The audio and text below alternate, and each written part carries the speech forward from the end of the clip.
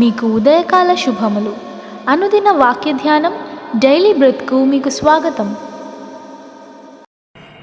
Praise the lord. ఈ దినము కొరకు సిద్ధపరచబడిన దేవుని వాక్యము సమూయేలు మొదటి గ్రంథము 16వ అధ్యాయము మొదటి వచనం.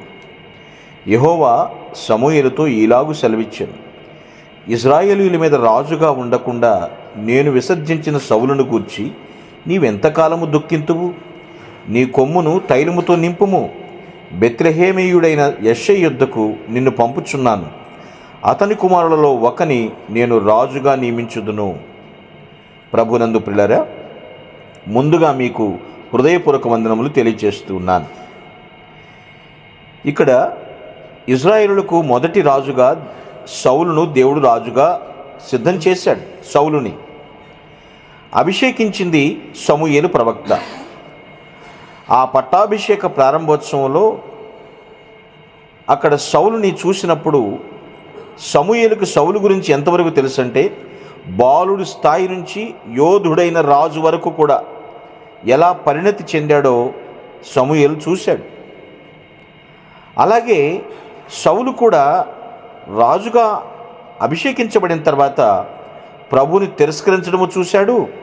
ప్రభు కూడా తిరిగి సౌలుని తిరస్కరించడం కూడా సమూయేలు చూశాడు. చాలామందిని చూస్తుంటాం కదా, పొజిషన్కి వచ్చేదాకా ఒకలా ఉంటారు, ఒక మంచి పొజిషన్కి రాగానే నువ్వెవడవు అన్నట్లుగా వాళ్ళ బిహేవియర్ కనబడుతూ ఉంటుంది. దేవుని ప్రతినిధిగా సౌలును చూడటానికి ఇక సమూయేలు నిరాకరించాడు.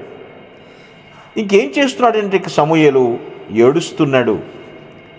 ఎలా ఉండేవాడు సౌలు, ఎలా మారిపోయాడని ఏడుస్తూ కూర్చున్నాడు. ఎందుకంటే తీవ్రమైనటువంటి బాధ. బాలుడి స్థాయి నుంచి తెలుసు ఇతనికి, కానీ ఇప్పుడు మారిపోయాడు. ఈ వచనంలో మనం చదువుకున్న విషయం చూస్తే, ఇక ఆపు ఏడుపు అంటున్నాడు దేవుడు సమూయేలుని. ఎంతకాలం సౌలు రాజు గురించి ఏడుస్తూ ఉంటావు? వెనక్కి తిరిగి చూడటం మానేసే, ముందుకు చూడు, జరగాల్సింది ఆలోచించు. ఏమండి, మనుషులకే ప్లాన్ ఏ, ప్లాన్ బి అనే ఉంటాయి అంటారు కదా, దేవునికి ఉండదా? దేవునికి ఎప్పటికప్పుడు మెరుగైన ఆయన్ని మహిమకరమైనటువంటి, ఆయన్ని మహిమపరిచేటువంటి కార్యాలు ఉంటాయి. దేవుడు దుఃఖపడలేదు. సమూయేలు ఎందుకు ఏడవాలి? దేవుడు వెంటనే తన యొక్క అభీష్టం నెరవేర్చడానికి మరొక వ్యక్తిని రాజుగా సిద్ధపరుస్తున్నాడు. ఇక్కడ సమూయేలు ఏడుస్తుంటే ఆపు ఇక ఏడుపు అంటున్నాడు. నువ్వు లే, బయలుదేరు, నీ కొమ్మును నూనెతో నింపు. ఇక్కడ నూనె అనగా పరిశుద్ధాత్మకు గుర్తు. ఒక మంచి రాజుని, క్రొత్త రాజుని అభిషేకించమని చెప్తున్నాడు ఇక్కడ. ప్రియమైనటువంటి దేవుని జనాంగమా, మనము కూడా గతంలోనే బ్రతికేస్తూ ఉంటాం. ఒక్కొక్కసారి గతాన్ని నెమరేస్తూ ఆ గతానికే బందీలుగా మారిపోతూ ఉంటాం. మనం కానీ జాగ్రత్తగా లేకపోతే ఆ గతంలోనే ఉండిపోయి దేవుడు ఇప్పుడు ఏం చేస్తున్నాడో అది దాన్ని మిస్ అవుతాం. అయితే ఒక్కటి నిజం, దేవుడు ఎప్పుడు నష్టపోడు. నష్టపోయి కష్టపడేదంతా మనమే. దేవుని కార్యాలను మనము ఎప్పటికీ నెమరవేసుకుంటూ ఉండాలి. మనం ఏం చేసినా దేవుడు తన ఉద్దేశాలను నెరవేర్చుకోవటానికి మరొక మార్గాన్ని ఎప్పుడు కూడా తెరిచి ఉంచుతాడు. ఆయన కలిగి ఉంటాడు కూడా.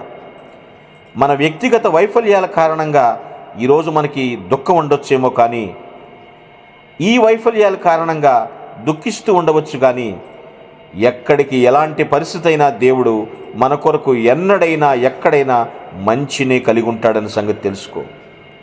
తండ్రి అయినటువంటి దేవుడు ఆయన దగ్గర కలిగి ఉన్నదంతా కూడా మనకిస్తానని ప్రకటిస్తున్నాడు. అయితే ఎందుకు గతంలోనే ఉండి ఏడుస్తూ ఉంటావు?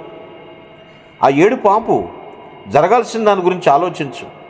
నీకు కావలసిందంతా నీ తండ్రి దగ్గర ఉంది అని నువ్వు తెలుసుకో. అవన్నీ నీకే. ఒకవేళ నేను ఇంకా విఫలమైపోయాను అంటే నువ్వు నింపుకోవట్లేదు, ముందుకు వెళ్ళలేదని అర్థం. ఆ ఫెయిల్యూర్లోనే ఎంతకాలం జీవిస్తూ ఉంటావు? నువ్వు నింపుకో, పరిశుద్ధాత్మ చేత నింపబడు, ముందుకు సాగు. మళ్ళీ మనం ప్రతిదినం పరిశుద్ధాత్మతో నింపుకోవాలి. దేవుడు మనల్ని ఏ పని చేయమని పిలిచాడో ఆ పనిలో ముందుకు నమ్మకంగా కొనసాగాలి. ప్రతిరోజు కూడా పరిశుద్ధాత్మ తైలంతో అంటబడుతూ అత్యధికంగా ఆయన్ని ప్రేమిస్తూ ఆరాధిస్తూ అలసిపోకుండా పరిగెడదాం. ఏడుపు ఆపుదాం. జరగాల్సిన దాని గురించి వైపు ముందుకు సాగుదాం. గతాన్ని మరిచి గమ్యం వైపు ప్రయాణించుదుముగాక. ఆమేన్.